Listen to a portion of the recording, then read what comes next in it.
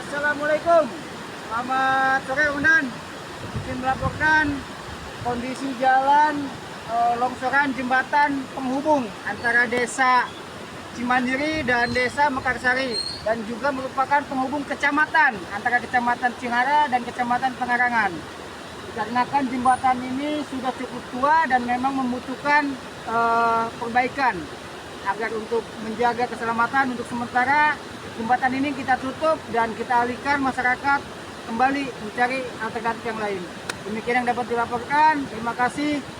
Selamat sore. Dulu China tuh gitu. Buru. Atau hancur ya, Mbak. Cok. Ayo.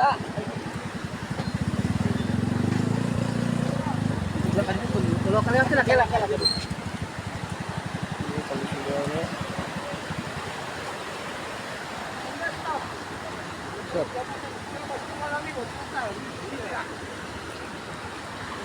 Ayo,